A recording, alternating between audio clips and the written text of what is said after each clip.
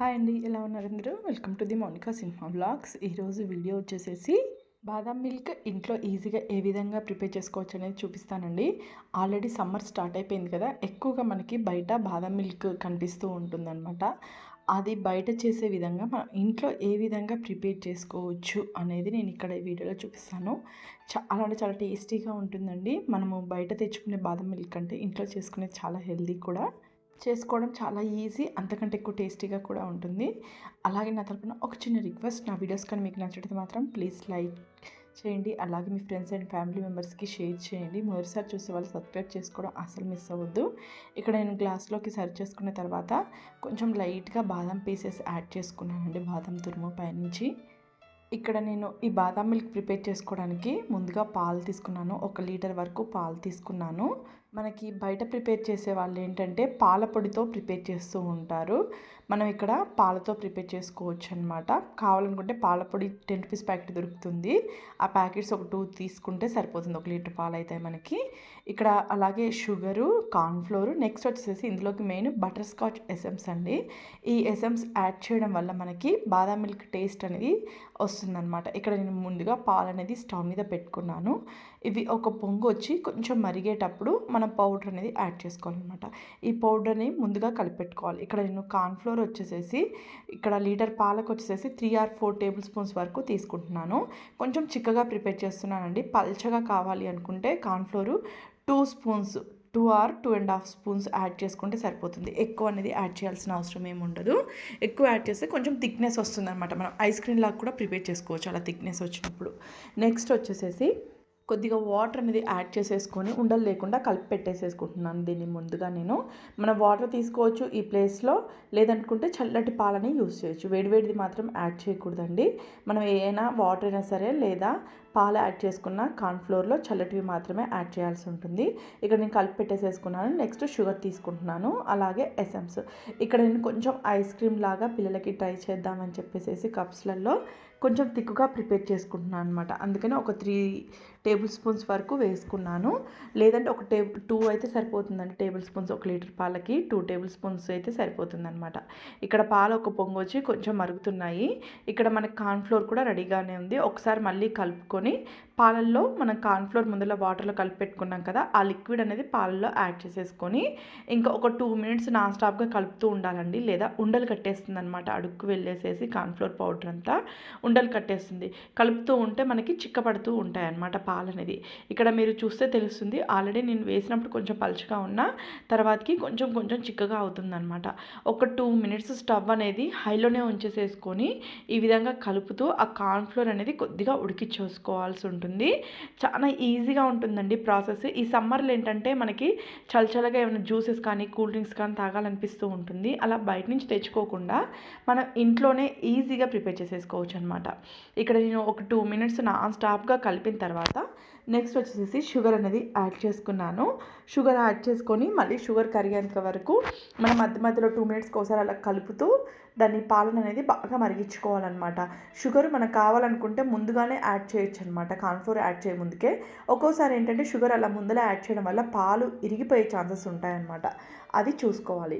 Next వచ్చేసేసి నేను sugar మొత్తం మెల్ట్ అయిపోయిన తర్వాత, షుగర్ మొత్తం ఆ పాలల్లో కరిగిపోయిన తర్వాత 1 టేబుల్ స్పూన్ వచ్చేసేసి బటర్ స్కాచ్ ఎసెన్స్ అనేది యూస్ చేశాను.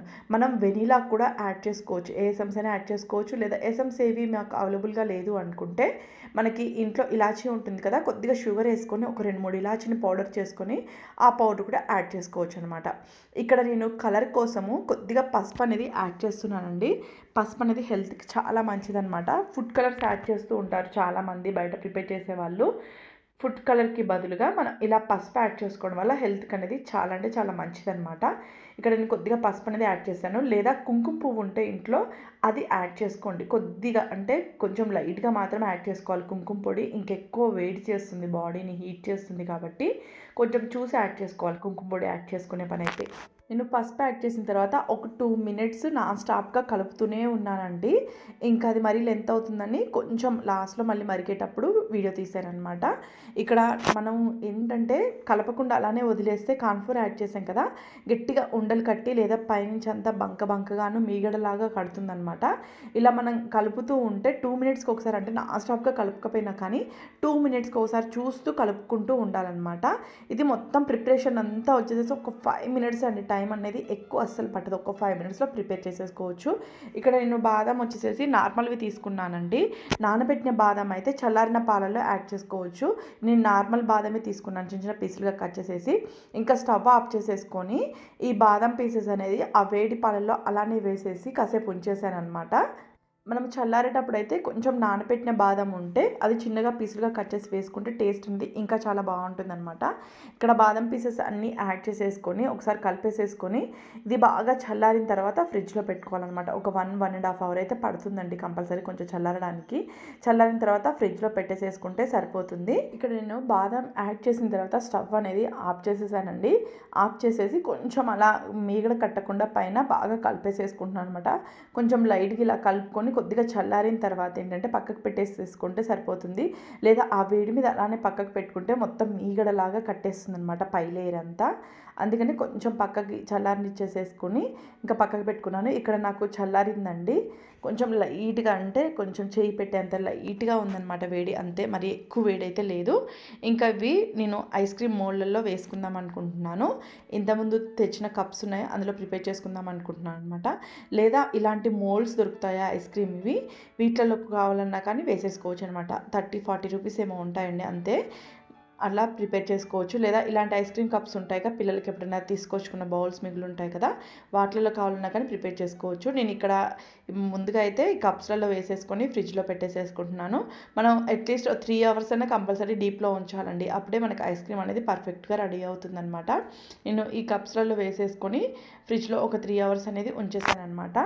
బయట నుంచి తెచ్చుకోవడం కంటే ఈ ఎండాకాలంలో ఇలా ఇంట్లో ప్రిపేర్ చేసుకోవడం చాలా అంటే చాలా హెల్దీ. పిల్లలు కూడా ఇష్టంగా తింటారండి. బయట ఏంటంటే ఐస్ క్రీమ్స్లలో షుగర్కి బదులుగా చక్కెర అనే పౌడర్ యూస్ చేస్తారు. ఇంకా చక్కెర కంటే అది చాలా అంటే చాలా డేంజర్ అనమాట. దానికంటే మనం ఇలా ఇంట్లో ప్రిపేర్ చేసుకోవడం చాలా ఈజీ అండ్ హెల్దీ. ఇక్కడ నేను ఈ కప్పులలో ఫిల్ చేసేసుకొని పైన క్యాప్స్ అనేది పెట్టేసేసుకొని ఫ్రిడ్జ్లో పెట్టేసేసాను అనమాట. నేను ఫ్రిడ్జ్లో పెట్టాను అంతవరకేనండి నేను చూసింది. తర్వాతకి ఈజీగా ఖాళీ చేసేసారు మా పిల్లలు. వీడియో తీయడానికి కూడా లేదనమాట ఈ బౌల్ అనేది. మనం బయట నుంచి కొనుక్కొచ్చే కంటే ఈ విధంగా ఇంట్లో ప్రిపేర్ చేసి పెడితే చాలా అంటే చాలా హెల్దీ. నేను మాత్రం ఎక్కువగా ఇలా ఇంట్లో చేసి పెట్టడానికే ప్రిఫర్ చేస్తానన్నమాట. ఇక్కడ నేను బాదం మిల్క్ పెట్టేసేసుకున్నాను.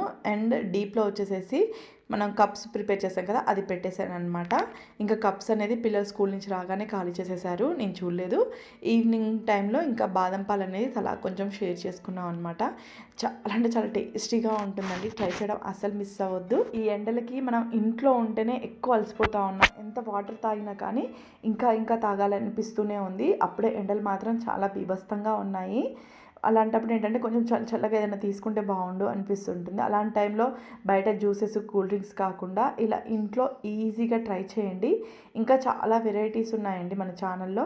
ఎవరైనా చూడని వాళ్ళు ఉంటే ఒకసారి ఛానల్లో చెక్ చేయండి. ఇంకా చాలా రకాల వెరైటీస్ జ్యూసెస్ కానీ షర్బత్లు కానీ ఈజీగా 5 మినిట్స్లో ఏ విధంగా ట్రై చేయొచ్చు అనేది చూపించాను. ఇక్కడ నేను లాస్ట్లో బాదంని సన్నగా తరుక్కొని అది పైనుంచి గార్నిషింగ్గా వేసుకున్నాను అనమాట. మనం బయట జ్యూస్ సెంటర్లలో నార్మల్గా జ్యూసెస్ బయట అమ్ముతూ ఉంటారు కదా, అండ్ షాప్లలో తీసుకునే దానికంటే ఇది 100 టైమ్స్ హెల్తీ అండ్ టేస్టీగా కూడా ఉంటుంది. Thank you very much watching.